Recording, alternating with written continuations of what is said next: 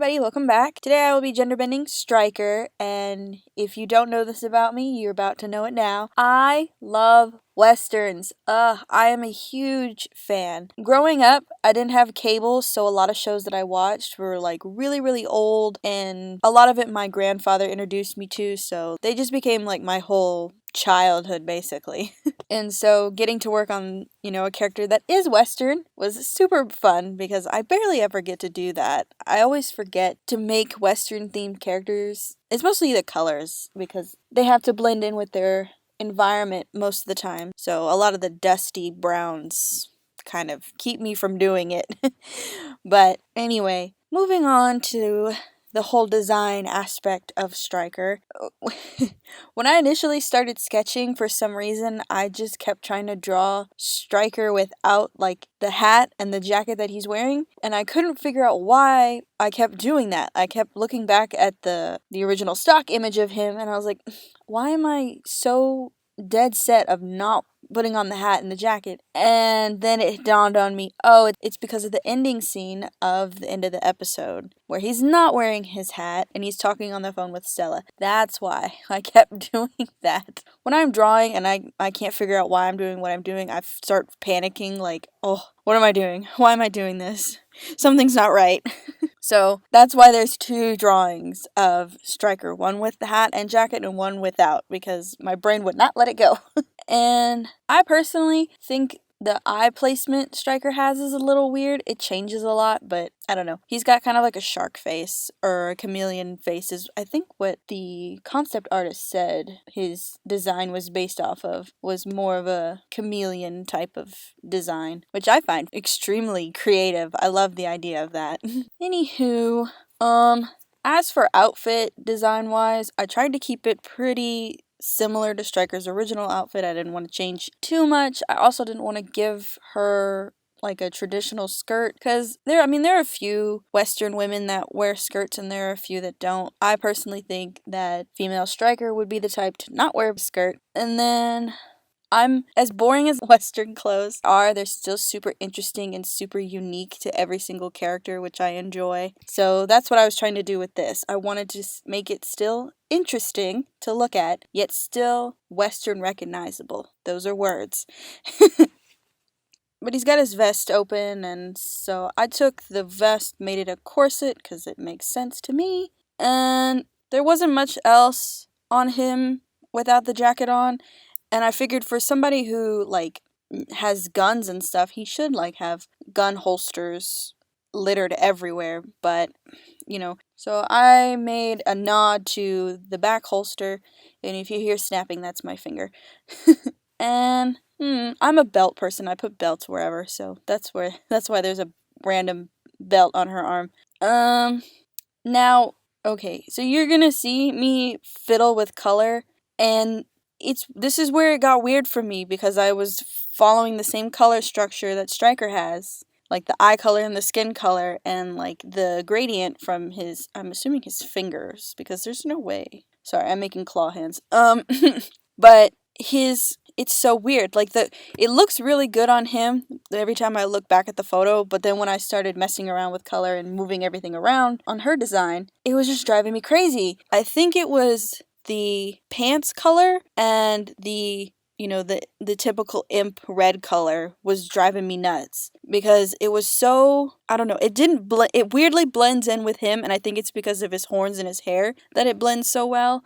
But for her having, the typical dark female imp haired style, it just looked weird. Like the bright color, like the bright red color, clashed so hard with like everything else. And then it's weird that some of the spines on his tail are that color when he is very ashy colored. Like he's probably the lightest color. I think he's the lightest color imp. Yeah, because everybody else is so saturated. He's the only one that's like very low colored. So his tail having that like bright color kind of caught me off guard too, because when I was coloring it in, I was like, I don't know about this. And then what I really liked is like the little tiny details of green. His eyes, his teeth, his golden tooth is even a type of greenish color, and then his buttons are also like a green yellow color. So I took samples of those and added them onto her. And I think it works a little bit better in terms of color. Usually I don't stick to the same color when designing characters or, like that. I usually try to give them an accent color, but for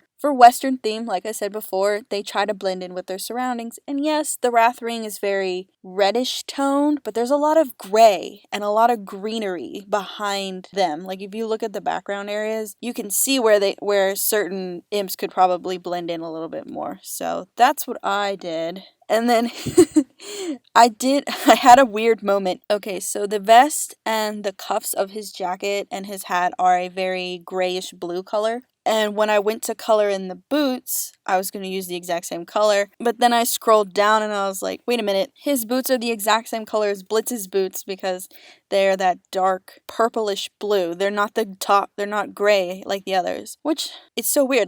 So yeah, I went with the chameleon theme, I went with the green theme, and honestly, I think it looks pretty nice. I also wanted, it's hard to tell because I didn't notice it until I looked at the stock image a little bit harder, that there are these little tassels at the end of his jacket, and I was like, oh, I don't want to lose those. I love those. So I did move them to her more open sleeve. I just didn't add the stitching. And then I originally did want to change the shape of the horns because I realized I've gone back a few times and I've seen a few female imps have more curved upward horns, and then the males have more of a swooped back kind of look. But I don't know, I feel like this works better for her. It gives her more of a don't mess with me, I'm not your typical lady.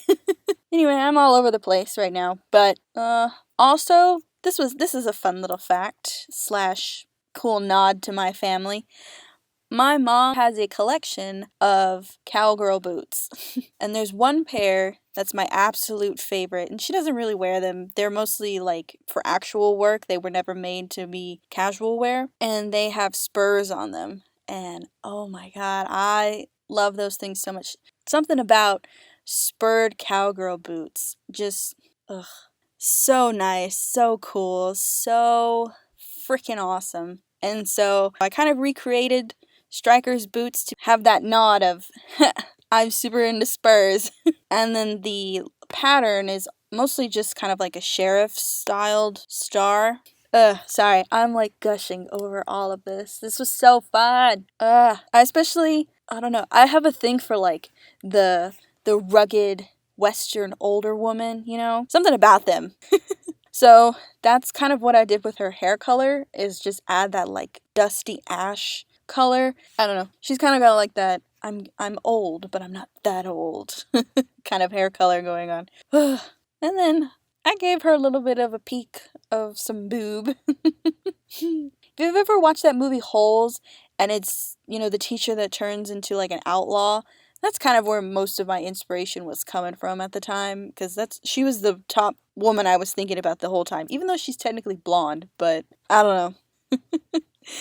Anyway, I'm sorry, this was all mostly just me gushing and rambling over random stuff, but this was so much fun to do, and I'm super excited to be kind of not necessarily done, because I am still working on the attic animatic. I'm doing something a little bit different than what I initially planned, so a lot of stuff has been scrapped, but a lot of the ideas are still going to be implicated in the final work. And then I'm super excited for the next episode because of all the colors, and I think I'm going to do a big, gender bent thing. I don't know what I'm going to do. I'm so excited for it because I love techno colored stuff, and it's all over the place, and I'm super excited to get my hands on some stuff. But the gender bent stuff isn't necessarily done. It's just not going to be the main focus anymore, because for the next installment of, other things that I have planned, I technically already have the sketches done, but the next few videos are going to be the Hazbin Hotel redeemed. Their angelic redeemed forms. I have them sketched. I just have to get everything locked and loaded because I have plans in August. Yeah, August. I have plans in August, so I'm going to try and get as much done and out there, and I just can't wait for you to see them because they look amazing, and it's going to be I'm so excited.